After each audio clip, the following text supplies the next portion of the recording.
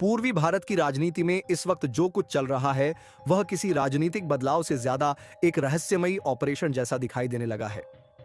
कोलकाता की सड़कों पर दिन में सब कुछ सामान्य नजर आता है, लेकिन रात होते ही सीमावर्ती इलाकों में अचानक बढ़ी हलचल ने कई सवाल खड़े कर दिए हैं। बीते कुछ दिनों से बंगाल की सीमा से सटे जिलों में लगातार ऐसी गतिविधियां देखी जा रही हैं जिनके बारे में सरकार खुलकर कुछ नहीं बोल रही, मगर अंदर खाने दावा किया जा रहा है कि बहुत बड़ा खेल शुरू हो चुका है। सूत्रों के मुताबिक नई सरकार ने सत्ता संभालते ही सबसे पहले उन गुप्त रिपोर्टों को मंगवाया जिन्हें वर्षों से दबाकर रखा गया था। कहा जा रहा है कि इन रिपोर्टों में ऐसे नाम दर्ज हैं जिन्होंने सीमा पार बैठे नेटवर्क्स को संरक्षण देकर करोड़ों का साम्राज्य खड़ा किया। जैसे ही इन फाइलों पर दोबारा काम शुरू हुआ, सीमावर्ती इलाकों में अचानक कई चेहरे गायब होने लगे। कुछ लोगों ने रातों रात अपने घर खाली कर दिए, कई संदिग्ध मोबाइल नंबर बंद हो गए और खुफिया एजेंसियों को ऐसी जानकारियां मिलने लगीं जिन्होंने दिल्ली तक हलचल मचा दी। सबसे ज्यादा चर्चा उस सीक्रेट मीटिंग की हो रही है जो देर रात राजधानी में हुई। बताया जा रहा है कि बैठक में शामिल अधिकारियों के मोबाइल फोन तक बाहर जमा करवा लिए गए थे। मीटिंग खत्म होने के बाद किसी ने कुछ नहीं कहा, लेकिन अगले ही दिन सीमा पर तैनात सुरक्षा बलों की संख्या अचानक बढ़ा दी गई। बीएसएफ की गाड़ियां लगातार गश्त कर रही हैं, ड्रोन कैमरों से निगरानी बढ़ा दी गई है और कई इलाकों में आम लोगों की आवाजाही पर भी गुप्त नजर रखी जा रही है। स्थानीय लोगों का कहना है कि रात के अंधेरे में पहली बार ऐसा माहौल दिखाई दे रहा है जैसे किसी बड़े ऑपरेशन की तैयारी चल रही हो। इसी बीच एक और खबर ने सनसनी फैला दी। सूत्रों का दावा है कि सुरक्षा एजेंसियों को सीमा पार से जुड़े ऐसे दस्तावेज मिले हैं जिनमें कई फर्जी पहचान पत्रों और अवैध खातों का पूरा नेटवर्क दर्ज है। जांच अधिकारियों का मानना है कि यह सिर्फ घुसपैठ का मामला नहीं, बल्कि एक बहुत बड़े आर्थिक और राजनीतिक गठजोड़ का हिस्सा हो सकता है। जैसे जैसे जांच आगे बढ़ रही है, वैसे वैसे सत्ता के गलियारों में बेचैनी बढ़ती जा रही है। कुछ बड़े नेताओं के करीबी लोगों से पूछताछ की खबरें सामने आ रही हैं, लेकिन आधिकारिक तौर पर कोई पुष्टि नहीं की जा रही। यही रहस्य पूरे मामले को और ज्यादा खतरनाक बना रहा है। दिलचस्प बात यह है कि सीमा पार भी अचानक सन्नाटा बढ़ गया है। जिन रास्तों से रात के अंधेरे में संदिग्ध गतिविधियां होने की खबरें आती थीं, वहां अब हलचल कम हो गई है। खुफिया सूत्रों का दावा है कि नई सरकार का पहला बड़ा फैसला उन गुप्त रास्तों को पूरी तरह बंद करना है जिनका इस्तेमाल वर्षों से अवैध कारोबार के लिए किया जाता रहा। लेकिन असली डर सिर्फ तस्करी बंद होने का नहीं है। कहा जा रहा है कि एजेंसियों के हाथ कुछ ऐसे डिजिटल सबूत लगे हैं जो कई बड़े चेहरों का पर्दाफाश कर सकते हैं। यही वजह है कि राजनीतिक गलियारों में अचानक खामोशी छा गई है। जो नेता कल तक खुलकर बयान दे रहे थे, वे अब कैमरों से बचते नजर आ रहे हैं। सोशल मीडिया पर भी इस पूरे घटनाक्रम को लेकर तरह तरह की कहानियां घूम रही हैं। कोई इसे ऑपरेशन पूर्वी चक्रव्यूह कह रहा है, तो कोई दावा कर रहा है कि आने वाले दिनों में देश की राजनीति का सबसे बड़ा खुलासा होने वाला है। हालांकि सरकार अभी तक सिर्फ इतना कह रही है कि सीमा सुरक्षा से कोई समझौता नहीं किया जाएगा, लेकिन सवाल यह उठ रहा है कि आखिर ऐसा क्या मिल गया जिसने सत्ता में आते ही पूरी रणनीति बदल दी। क्यों अचानक सीमावर्ती इलाकों में आधी रात को छापेमारी शुरू हो गई और क्यों कई प्रभावशाली लोग इन दिनों सार्वजनिक मंचों से गायब हैं? स्थानीय लोगों के बीच डर और जिज्ञासा दोनों बढ़ चुके हैं। कुछ गांवों में यह अफवाह फैल चुकी है कि जल्द ही बड़े पैमाने पर कार्रवाई होने वाली है। कई परिवार अपने दस्तावेज दोबारा तैयार करवाने में जुट गए हैं, जबकि कुछ संदिग्ध लोगों के बारे में दावा किया जा रहा है कि वे सीमा पार भागने की कोशिश कर रहे हैं। लेकिन सबसे रहस्यमयी बात अभी भी वही है जिसके बारे में कोई खुलकर नहीं बोल रहा। आखिर उन सीक्रेट फाइलों में ऐसा क्या है जिसने वर्षों से शांत दिखने वाली राजनीति को अचानक ज्वालामुखी बना दिया? दिल्ली से लेकर कोलकाता तक हर तरफ सिर्फ एक ही चर्चा है कि यह शुरुआत है या किसी बहुत बड़े तूफान का पहला संकेत। क्योंकि सत्ता बदलने की कहानियां भारत ने पहले भी देखी हैं, लेकिन इस बार मामला सिर्फ राजनीति तक सीमित नहीं लग रहा। ऐसा महसूस हो रहा है जैसे पर्दे के पीछे कोई बहुत बड़ा रहस्य धीरे धीरे सामने आने वाला है। और जब वह सामने आएगा, तब सिर्फ बंगाल ही नहीं, पूरे देश की राजनीति हिल सकती है। सवाल अब सिर्फ राजनीति का नहीं, बल्कि राष्ट्रीय सुरक्षा और भारत की रणनीतिक ताकत का बन चुका है। आखिर बंगाल में ऐसा क्या बदल गया है कि ढाका तक हलचल मच गई? क्या वाकई सीमा पर अब सबसे बड़ा ऑपरेशन शुरू होने वाला है? और क्या आने वाले दिनों में पूर्वी सीमा पर इतिहास का सबसे बड़ा एक्शन देखने को मिल सकता है? आज के इस विशेष विश्लेषण में हम आपको बताएंगे पूरी कहानी विस्तार से। दोस्तों, पश्चिम बंगाल की राजनीति में आया ताजा भूचाल अब केवल राज्य की सीमाओं तक सीमित नहीं रह गया है। बल्कि उसने राष्ट्रीय राजनीति और पड़ोसी देशों की रणनीतिक चिंताओं को भी सीधे प्रभावित करना शुरू कर दिया है। कोलकाता के सत्ता गलियारों से निकली खबरों ने दिल्ली, ढाका और यहां तक कि अंतर्राष्ट्रीय रणनीतिक मंचों पर भी नई बहस छेड़ दी है। दावा किया जा रहा है कि राज्य की कमान संभालते ही नए मुख्यमंत्री ने सबसे पहले सीमावर्ती सुरक्षा और अवैध घुसपैठ से जुड़ी उन फाइलों को खोलना शुरू कर दिया है जिन्हें वर्षों से राजनीतिक संवेदनशीलता के कारण ठंडे बस्ते में डाल दिया गया था। सूत्रों के अनुसार शपथ ग्रहण के कुछ ही घंटों बाद एक हाई लेवल मीटिंग बुलाई गई जिसमें सीमा सुरक्षा, अवैध नेटवर्क, तस्करी और संदिग्ध गतिविधियों पर बड़ा एक्शन प्लान तैयार किया गया। इसके बाद सीमावर्ती जिलों में सुरक्षा एजेंसियों की गतिविधियां अचानक तेज हो गईं। कई इलाकों में अतिरिक्त बल तैनात किए गए, निगरानी ड्रोन सक्रिय हुए और संवेदनशील क्षेत्रों में रात भर चलने वाले सर्च ऑपरेशन शुरू कर दिए गए। यही कारण है कि बांग्लादेश की राजधानी ढाका तक में बेचैनी की खबरें सामने आने लगी। राजनीतिक विश्लेषकों का मानना है कि यह केवल प्रशासनिक कार्रवाई नहीं, बल्कि आने वाले समय की एक बड़ी रणनीतिक दिशा का संकेत है। वर्षों से बंगाल की राजनीति में सीमा सुरक्षा का मुद्दा चुनावी भाषणों तक सीमित रहता था, लेकिन अब पहली बार ऐसा प्रतीत हो रहा है कि सरकार इसे सीधे राष्ट्रीय सुरक्षा के नजरिए से देखने जा रही है। दिल्ली में भी इस घटनाक्रम को बेहद गंभीरता से लिया जा रहा है, क्योंकि पूर्वी सीमा लंबे समय से घुसपैठ, नकली मुद्रा, मानव तस्करी और कट्टरपंथी नेटवर्क जैसी चुनौतियों से जुड़ी रही है, जिसे लेकर केंद्र और राज्य के बीच लगातार टकराव चलता रहा था। दावा किया जा रहा है कि अब सीमा सुरक्षा को लेकर देश का सबसे बड़ा ऑपरेशन शुरू हो चुका है। बंगाल की सीमा पर अचानक बढ़ी हलचल ने पूरे देश की राजनीति को गर्म कर दिया है। सीमावर्ती जिलों में सुरक्षा एजेंसियों की गतिविधियां तेज हैं। गांवों में चर्चा है कि आने वाले दिनों में बड़ा बदलाव देखने को मिल सकता है, और इसी बीच राजनीतिक गलियारों में यह सवाल लगातार उठ रहा है कि क्या अब अवैध घुसपैठ के खिलाफ निर्णायक कार्रवाई होने वाली है। पिछले कई वर्षों से बंगाल की सीमा देश की राजनीति का सबसे संवेदनशील मुद्दा बनी रही है। चुनावी मंचों से लेकर संसद तक इस बात पर बहस होती रही कि आखिर सीमा पार से होने वाली अवैध गतिविधियों पर पूरी तरह रोक क्यों नहीं लग पा रही। लेकिन अब अचानक ऐसा माहौल बन गया है मानो केंद्र और राज्य दोनों एक साथ किसी बड़े अभियान की तैयारी में जुट गए हों। सीमावर्ती इलाकों मालदा, मुर्शिदाबाद, उत्तर 24 परगना और कूच बिहार से आने वाली खबरों ने लोगों की उत्सुकता और बढ़ा दी है। स्थानीय लोगों का कहना है कि बीएसएफ की गश्त पहले से कहीं ज्यादा बढ़ गई है। रात के समय तलाशी अभियान चल रहे हैं और सीमा के पास संदिग्ध गतिविधियों पर तुरंत कार्रवाई की जा रही है। यही वजह है कि राजनीतिक विश्लेषक इसे सिर्फ सुरक्षा अभियान नहीं, बल्कि आने वाले समय की बड़ी रणनीतिक तैयारी मान रहे हैं। इस पूरे घटनाक्रम के केंद्र में एक नया राजनीतिक बदलाव दिखाई दे रहा है। चर्चा यह है कि बंगाल की सत्ता में राष्ट्रवादी सोच रखने वाला नया नेतृत्व आने के बाद सुरक्षा नीति में बड़ा परिवर्तन हुआ है। समर्थकों का दावा है कि अब राज्य सरकार और केंद्र सरकार के बीच पहले जैसी टकराव की स्थिति नहीं रही, और यही कारण है कि सुरक्षा एजेंसियों को खुलकर कार्रवाई करने की छूट मिल रही है। राजनीतिक हलकों में यह चर्चा भी तेज है कि मुख्यमंत्री पद संभालने के तुरंत बाद सीमावर्ती जिलों से जुड़ी कई संवेदनशील फाइलों की समीक्षा की गई। बताया जा रहा है कि सीमा प्रबंधन, अवैध घुसपैठ, नकली नोटों के नेटवर्क, पशु तस्करी और कट्टरपंथी संगठनों की गतिविधियों को लेकर उच्च स्तरीय बैठकें हुईं। हालांकि आधिकारिक तौर पर बहुत कम जानकारी सामने आई, लेकिन अचानक बढ़ी सुरक्षा सक्रियता ने इस बात को और हवा दे दी कि कोई बड़ा अभियान शुरू हो चुका है। यही वजह है कि अब विपक्ष भी सवाल पूछ रहा है कि आखिर राज्य में ऐसा क्या बदल गया कि सीमा सुरक्षा का पूरा ढांचा अचानक इतना सक्रिय दिखाई देने लगा। सीमावर्ती गांवों में रहने वाले लोगों के बयान इस चर्चा को और दिलचस्प बना रहे हैं। कई ग्रामीणों का कहना है कि देर रात तक वाहनों की आवाजाही बढ़ गई है। बीएसएफ और अन्य सुरक्षा बलों के जवान लगातार गश्त कर रहे हैं और संदिग्ध लोगों से पूछताछ की जा रही है। कुछ लोगों का दावा है कि पिछले कुछ दिनों में सीमा पार जाने वाले रास्तों पर निगरानी कई गुना बढ़ा दी गई है। हालांकि इन दावों की स्वतंत्र पुष्टि नहीं हो सकी है, लेकिन इससे यह साफ है कि इलाके में असामान्य हलचल महसूस की जा रही है। सोशल मीडिया पर वायरल हो रहे वीडियो और पोस्ट ने भी माहौल को और गर्म कर दिया है। कई पोस्ट में दावा किया जा रहा है कि अवैध रूप से रह रहे लोग अब राज्य छोड़ने की तैयारी कर रहे हैं, जबकि दूसरी तरफ कुछ लोग इसे राजनीतिक प्रचार बता रहे हैं।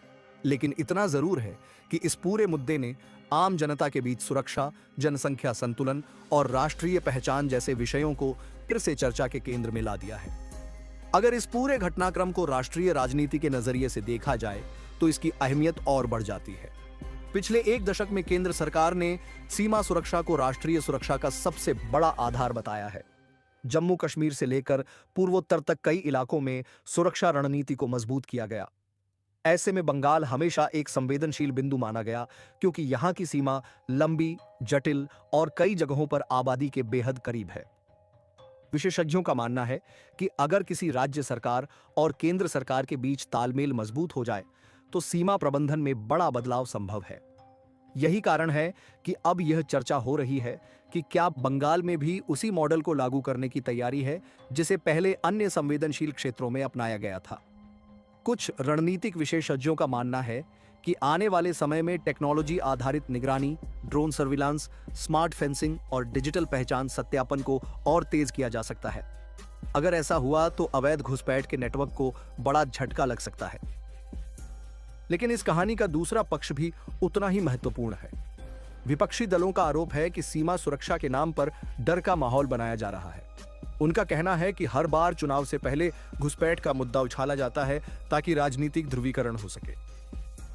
कुछ विपक्षी नेताओं ने यह भी कहा कि सीमा सुरक्षा पूरी तरह केंद्र के अधीन विषय है, इसलिए अगर वर्षों से समस्या बनी हुई है तो उसकी जिम्मेदारी सिर्फ राज्य सरकार पर नहीं डाली जा सकती। वहीं दूसरी तरफ राष्ट्रवादी राजनीति करने वाले दलों का तर्क है कि राज्य स्तर पर प्रशासनिक सहयोग की कमी के कारण पहले कई कार्रवाई प्रभावी नहीं हो पाती थी। यही वजह है कि अब नए राजनीतिक समीकरण बनने के बाद स्थिति बदलती दिखाई दे रही है। इस बहस ने बंगाल की राजनीति को दो स्पष्ट धड़ों में बांट दिया है।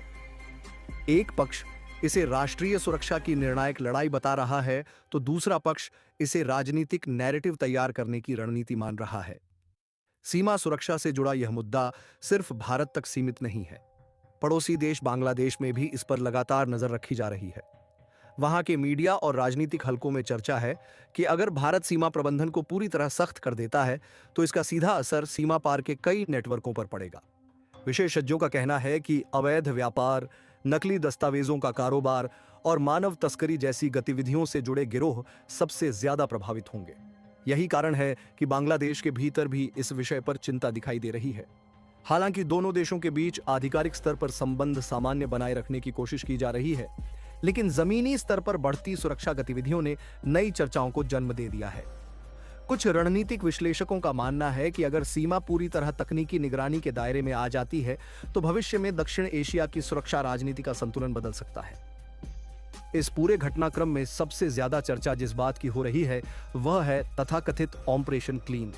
राजनीतिक मंचों से लंबे समय से यह कहा जाता रहा है कि अवैध घुसपैठ और फर्जी दस्तावेजों के नेटवर्क पर निर्णायक कार्रवाई होगी।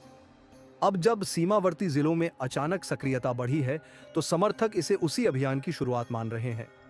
हालांकि सरकार की ओर से इस नाम का कोई आधिकारिक अभियान घोषित नहीं किया गया है, लेकिन मीडिया बहसों और सोशल मीडिया चर्चाओं ने इसे एक बड़े राष्ट्रवादी अभियान के रूप में प्रस्तुत करना शुरू कर दिया है।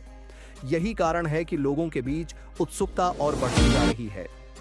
कुछ लोग इसे देश की सुरक्षा के लिए जरूरी कदम बता रहे हैं तो कुछ लोग आशंका जता रहे हैं कि इससे सीमावर्ती इलाकों में रहने वाले सामान्य नागरिकों को परेशानियों का सामना करना पड़ सकता है। खासकर वो लोग जिनके परिवार दोनों देशों के बीच दशकों से सामाजिक और आर्थिक संबंधों से जुड़े रहे हैं, वे भविष्य को लेकर असमंजस में दिखाई दे रहे हैं।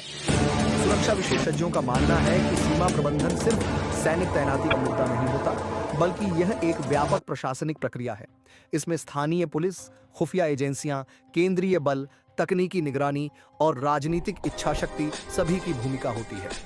अगर किसी राज्य में लंबे समय तक राजनीतिक मतभेद बने रहें तो कई बार सुरक्षा रणनीति प्रभावी नहीं हो पाती। लेकिन जब राजनीतिक नेतृत्व और सुरक्षा एजेंसियों के बीच तालमेल मजबूत हो जाता है तब तेजी से परिणाम दिखाई देने लगते हैं। यही वजह है कि अब बंगाल को लेकर यह चर्चा हो रही है कि क्या वास्तव में वहां सुरक्षा नीति का नया अध्याय शुरू हो चुका है। अगर आने वाले महीनों में अवैध गतिविधियों पर बड़े स्तर पर कार्रवाई होती है तो यह सिर्फ बंगाल ही नहीं बल्कि पूरे देश की राजनीति को प्रभावित कर सकती है। इसके साथ ही एक और महत्वपूर्ण पहलू सामने आ रहा है। सीमावर्ती जिलों में रहने वाले आम लोगों की मानसिक स्थिति तेजी से बदल रही है। कई गांवों में लोग खुलकर कह रहे हैं कि अब पहली बार उन्हें लग रहा है कि सीमा सुरक्षा को गंभीरता से लिया जा रहा है। वहीं कुछ लोग इस बढ़ती सख्ती को लेकर चिंतित भी हैं, क्योंकि सीमा के पास रहने वाले परिवारों का रोजमर्रा का जीवन सीधे तौर पर प्रभावित हो सकता है। खेती, व्यापार, मजदूरी और स्थानीय बाजारों की गतिविधियों पर भी असर पड़ने की आशंका जताई जा रही है। लेकिन राष्ट्रवादी विचारधारा से जुड़े लोगों का तर्क है कि राष्ट्रीय सुरक्षा के सामने ये अस्थायी कठिनाइयां छोटी हैं। उनका कहना है कि अगर सीमा सुरक्षित होगी तो देश के भीतर अपराध और कट्टरपंथी नेटवर्क को भी कमजोर किया जा सकेगा। राजनीतिक दृष्टि से देखा जाए तो यह मुद्दा आने वाले चुनावों में भी बड़ा प्रभाव डाल सकता है। राष्ट्रवाद, सुरक्षा और पहचान की राजनीति पिछले कुछ वर्षों में देश के कई हिस्सों में निर्णायक मुद्दे बन चुकी है। बंगाल में अगर सीमा सुरक्षा को लेकर कठोर कार्रवाई की छवि बनती है तो इससे राजनीतिक समीकरण पूरी तरह बदल सकते हैं। यही कारण है कि हर दल इस मुद्दे पर अपनी रणनीति तैयार कर रहा है। समर्थक इसे ऐतिहासिक परिवर्तन बता रहे हैं, जबकि विरोधी इसे डर और विभाजन की राजनीति कह रहे हैं। लेकिन एक बात तय है कि सीमा सुरक्षा का यह मुद्दा अब सिर्फ प्रशासनिक विषय नहीं रहा, बल्कि यह राष्ट्रीय विमर्श का केंद्र बन चुका है। आने वाले समय में सबसे महत्वपूर्ण सवाल यही होगा कि क्या वास्तव में सीमा पूरी तरह सील की जा सकती है। विशेषज्ञों का कहना है कि इतनी लंबी और जटिल सीमा को 100% सील करना बेहद कठिन कार्य है, लेकिन आधुनिक तकनीक, बेहतर खुफिया समन्वय और मजबूत राजनीतिक इच्छा शक्ति से अवैध गतिविधियों को काफी हद तक नियंत्रित किया जा सकता है। अगर केंद्र और राज्य के बीच तालमेल लगातार बना रहता है तो बंगाल की सीमा पर बड़े बदलाव देखने को मिल सकते हैं। हालांकि यह भी सच है कि किसी भी सुरक्षा अभियान की सफलता सिर्फ सख्ती पर निर्भर नहीं करती, बल्कि पारदर्शिता, कानूनी प्रक्रिया और स्थानीय जनता के विश्वास पर भी आधारित होती है। इसलिए आने वाले दिनों में सरकारों के सामने सबसे बड़ी चुनौती यही होगी कि वे सुरक्षा और मानवीय संतुलन दोनों को साथ लेकर चलें।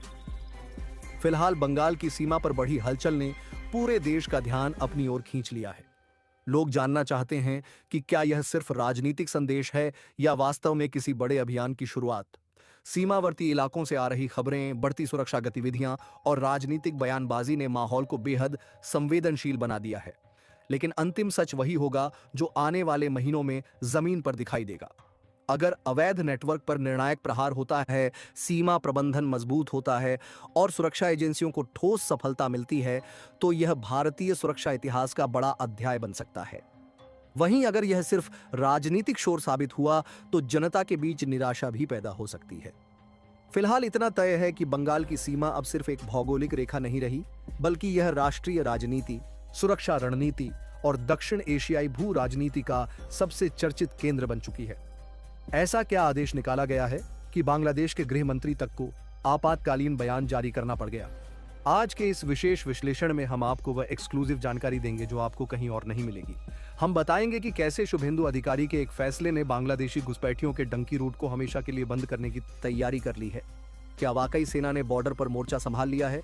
और मोदी सरकार का वह कौन सा फैसला है जिसने बंगाल के दुश्मनों की रातों की नींद और दिन का चैन छीन लिया है? दिल थाम कर बैठिए, क्योंकि आज का यह वीडियो हर उस देशभक्त के लिए है जो भारत की सुरक्षा के साथ कोई समझौता नहीं चाहता। चलिए इस बड़े खुलासे की शुरुआत करते हैं। राजनीति में अक्सर कहा जाता है कि किसी नेता की असली सोच उसके भाषणों से नहीं, बल्कि उसके पहले फैसलों से समझी जाती है। पश्चिम बंगाल की सत्ता संभालते ही शुभेंदु अधिकारी ने शायद यही संदेश देने की कोशिश की। शपथ ग्रहण के कुछ ही घंटों बाद राज्य सचिवालय में जिस फाइल पर हस्ताक्षर हुए, उसने पूरे बंगाल की राजनीति में भूचाल ला दिया। खबरों के मुताबिक राज्य सरकार ने भारत बांग्लादेश सीमा पर फेंसिंग और सुरक्षा व्यवस्था को मजबूत करने के लिए लगभग 600 एकड़ जमीन बीएसएफ को सौंपने की प्रक्रिया तेज कर दी है। वर्षों से केंद्र और राज्य सरकार के बीच यही मुद्दा सबसे बड़ा टकराव बना हुआ था। बीएसएफ लगातार कहती रही कि बंगाल के कई सीमावर्ती इलाकों में बाड़बंदी अधूरी है, क्योंकि जमीन अधिग्रहण की अनुमति नहीं मिल रही थी। मालदा, मुर्शिदाबाद, उत्तर 24 परगना और नदिया जैसे जिलों में कई किलोमीटर तक खुली सीमा सुरक्षा एजेंसियों के लिए बड़ी चुनौती बनी हुई थी। लेकिन नई सरकार के आते ही माहौल बदलता दिखाई दे रहा है। यह फैसला केवल प्रशासनिक नहीं, बल्कि राजनीतिक संदेश भी माना जा रहा है। संदेश यह है कि अब बंगाल में सॉफ्ट बॉर्डर पॉलिटिक्स की जगह हार्ड सिक्योरिटी मॉडल लागू किया जाएगा। शुभेंदु अधिकारी ने मुख्यमंत्री बनते ही जिस दूसरी सबसे बड़ी ताकत का इस्तेमाल किया है वह है SIR यानी स्पेशल इंटेंसिव रिवीजन। गृह मंत्रालय और चुनाव आयोग के समन्वय से बंगाल की मतदाता सूची की ऐसी जांच शुरू हुई है जिसकी किसी ने कल्पना नहीं की थी। आंकड़े बताते हैं कि उत्तर 24 परगना, मालदा और मुर्शिदाबाद जैसे जिलों में मुस्लिम आबादी और मतदाताओं की संख्या में जो उछाल आया वह कुदरती नहीं था। आरोप है कि टीएमसी के शासन में वोट बैंक को पुख्ता करने के लिए लाखों बांग्लादेशियों के फर्जी आधार कार्ड और वोटर आईडी बनवाए गए। लेकिन अब पासा पलट चुका है। शुभेंदु सरकार ने साफ कर दिया है कि अब 11 तरह के दस्तावेजों की डिजिटल जांच होगी। अगर आपके पास 1971 से पहले के वैध नागरिकता के प्रमाण नहीं है तो आपका नाम मतदाता सूची से डिलीट कर दिया जाएगा। जैसे ही यह अभियान शुरू हुआ, बंगाल के कई बाजारों में रातों रात सन्नाटा पसर गया। वो लोग जो कल तक सीना तानकर सरकारी योजनाओं का लाभ ले रहे थे, आज उन्हें अपनी पहचान साबित करने का डर सता रहा है। खबरें तो यहां तक हैं कि सिंडिकेट के वे नेता जो इन घुसपैठियों को पनाह देते थे, अब खुद भूमिगत हो गए हैं, क्योंकि अधिकारी का आदेश साफ है, नो डॉक्यूमेंट नो डोमिसाइल, यानी कागज नहीं तो नागरिकता नहीं। इतना ही नहीं, घुसपैठियों के भागने का सबसे बड़ा कारण है होल्डिंग सेंटर का डर। ममता बनर्जी के कार्यकाल में इन केंद्रों का नाम सुनते ही राजनीति शुरू हो जाती थी, लेकिन अब शुभेंदु अधिकारी ने साफ कर दिया है कि बंगाल की धरती पर केवल वैध नागरिकों का अधिकार होगा। जो अवैध हैं उन्हें डिटेक्ट किया जाएगा और फिर अंतर्राष्ट्रीय नियमों के तहत वापस भेजा जाएगा। यही वजह है कि बांग्लादेश के बॉर्डर गार्ड्स BGV ने अपनी तरफ चौकसी बढ़ा दी है, क्योंकि उन्हें डर है कि भारत से लाखों का पुशबैक शुरू होने वाला है। विपक्ष इसे मानवाधिकार का मुद्दा बना रहा है, लेकिन शुभेंदु का जवाब सीधा है, देश की सुरक्षा से बड़ा कोई मानवाधिकार नहीं होता। क्या आप जानते हैं कि इन अवैध घुसपैठियों की वजह से बंगाल के स्थानीय युवाओं का रोजगार छिन रहा था? क्या आप जानते हैं कि संसाधनों पर कितना दबाव था? आज जब ये घुसपैठिए भाग रहे हैं तो असल में बंगाल की खोई हुई पहचान वापस आ रही है। चलिए अब वापस चलते हैं उस बड़े खुलासे की तरफ कि कैसे मोदी सरकार का एक फैसला बंगाल की पूरी तस्वीर बदलने वाला है। दोस्तों, बंगाल की इस नई सरकार के एक्शन का असर सिर्फ वोट बैंक तक सीमित नहीं है। इसका सबसे गहरा असर पड़ा है उस काले कारोबार पर जिसने बंगाल की रगों में जहर घोल दिया था। आप शायद नहीं जानते होंगे, लेकिन भारत बांग्लादेश बॉर्डर दुनिया के उन इलाकों में से एक है जहां से नकली नोटों, फेक करेंसी और ड्रग्स की सबसे बड़ी तस्करी होती थी। पिछले 15 सालों में बंगाल के कुछ सीमावर्ती इलाके अपराधियों और आतंकियों के लिए सेफ हेवन यानी सुरक्षित पनाहगाह बन गए थे। घुसपैठिए यहां आते थे, फर्जी पहचान पत्र बनाते थे और फिर पूरे देश में फैल जाते थे। लेकिन शुभेंदु अधिकारी के आते ही गृह मंत्रालय ने जीरो टॉलरेंस की नीति अपनाई है। अब बॉर्डर पर सिर्फ BSF नहीं बल्कि कुछ रणनीतिक पॉइंट्स पर भारतीय सेना की भी हलचल देखी जा रही है। भारत के पास बात सिर्फ बंगाल की नहीं है, बात पूरे भारत की सुरक्षा की है। सिलीगुड़ी कॉरिडोर, जिसे हम चिकन नेक कहते हैं, यह वह 22 किलोमीटर का संकरा रास्ता है जो भारत को नॉर्थ ईस्ट से जोड़ता है। खबरों की माने तो पिछले कुछ महीनों से यहां सेना की बटालियनों की संख्या बढ़ाई गई है, हथियारों और रसद की सप्लाई तेज कर दी गई है, क्योंकि खुफिया रिपोर्टों के मुताबिक घुसपैठिए इस कॉरिडोर के आसपास अपनी बस्तियां बसाकर भारत के इस रणनीतिक गले को दबाने की कोशिश कर रहे थे। लेकिन अब अधिकारी राज्य में यहां परिंदा भी पर नहीं मार पाएगा। इस एक्शन का नतीजा देखिए। बांग्लादेश के गृह मंत्री का बयान आता है कि भारत की तरफ से बड़ा पुशबैक होने वाला है, हमें तैयार रहना होगा। वहां के बाजारों में हड़कंप है, क्योंकि उन्हें पता है कि अब डंकी रूट यानी वह गुप्त रास्ते बंद होने वाले हैं। भारत की राजनीति में कभी कभी ऐसे क्षण आते हैं जब एक राज्य का सत्ता परिवर्तन केवल स्थानीय घटना नहीं रह जाता, बल्कि राष्ट्रीय सुरक्षा, विदेश नीति और सामाजिक संतुलन तक को प्रभावित करने वाला बड़ा मोड़ बन जाता है। कल्पना कीजिए कि पश्चिम बंगाल में अचानक ऐसा राजनीतिक परिवर्तन हुआ है जिसने दशकों पुरानी राजनीतिक संरचना को हिला दिया है। जैसे ही एक राष्ट्रवादी छवि वाले नेता ने मुख्यमंत्री पद की शपथ ली, पूरा प्रशासनिक तंत्र एक नई दिशा में सक्रिय दिखाई देने लगा। सीमावर्ती जिलों मालदा, मुर्शिदाबाद, उत्तर 24 परगना और कूच बिहार में अचानक सुरक्षा एजेंसियों की हलचल बढ़ गई। रात के अंधेरे में BSF की अतिरिक्त टुकड़ियां पहुंचने लगीं, ड्रोन निगरानी तेज हो गई और सीमा चौकियों पर तलाशी अभियान पहले से कहीं ज्यादा कठोर कर दिया गया। स्थानीय लोगों के बीच खबर फैलने लगी कि केंद्र सरकार ने सीमा सुरक्षा को लेकर अब तक का सबसे बड़ा अभियान शुरू कर दिया है। गांवों में चाय की दुकानों से लेकर शहरों के राजनीतिक गलियारों तक सिर्फ एक ही चर्चा थी, क्या बंगाल की सीमा अब पूरी तरह सील होने जा रही है? इस काल्पनिक परिदृश्य में सबसे ज्यादा बेचैनी सीमावर्ती इलाकों में दिखाई देती है।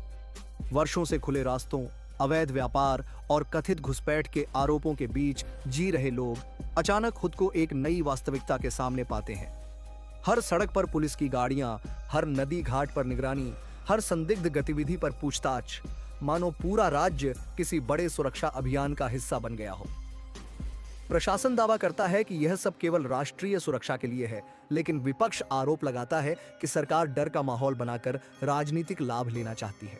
सोशल मीडिया पर वीडियो वायरल होने लगते हैं जिनमें दावा किया जाता है कि रातों रात कई संदिग्ध परिवार सीमा पार करने की कोशिश में पकड़े गए। कुछ चैनल इसे ऑपरेशन क्लीन बॉर्डर नाम देने लगते हैं, तो कुछ इसे चुनावी रणनीति बताते हैं। मगर आम नागरिक के लिए सबसे बड़ा सवाल यही रहता है कि आखिर अचानक ऐसा क्या हुआ जिसने पूरे सुरक्षा तंत्र को हाई अलर्ट पर ला दिया। राजनीतिक विश्लेषकों के अनुसार इस काल्पनिक बदलाव की जड़ें कई वर्षों पुराने विवादों में छिपी हैं।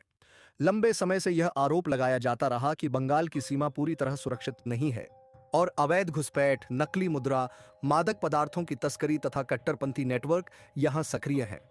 हर चुनाव में यह मुद्दा उठता, भाषण होते, आरोप प्रत्यारोप चलते, लेकिन जमीनी स्तर पर कोई निर्णायक बदलाव दिखाई नहीं देता। ऐसे में जब नई सरकार सत्ता में आती है और पहले ही दिन सीमा सुरक्षा से जुड़ी एक गोपनीय फाइल पर हस्ताक्षर करती है, तो स्वाभाविक रूप से पूरे क्षेत्र में राजनीतिक भूचाल आ जाता है। खबर फैलती है कि मुख्यमंत्री कार्यालय ने केंद्र सरकार के साथ मिलकर एक संयुक्त समन्वय तंत्र तैयार किया है, जिसमें राज्य पुलिस, बीएसएफ, खुफिया एजेंसियां और केंद्रीय सुरक्षा बल मिलकर काम करेंगे। यही वह खबर है जिसने पड़ोसी देश बांग्लादेश तक में हलचल पैदा कर दी। वहां के राजनीतिक गलियारों में चर्चा शुरू हो जाती है कि भारत अब सीमा प्रबंधन को लेकर पहले से कहीं ज्यादा आक्रामक रणनीति अपना सकता है। कल्पना कीजिए कि सीमा के उस पार भी बेचैनी का माहौल बन जाता है। बांग्लादेशी मीडिया में बहस शुरू हो जाती है कि अगर भारत ने सीमा पर सख्ती बढ़ा दी तो लाखों लोगों के रोजमर्रा के जीवन पर असर पड़ सकता है।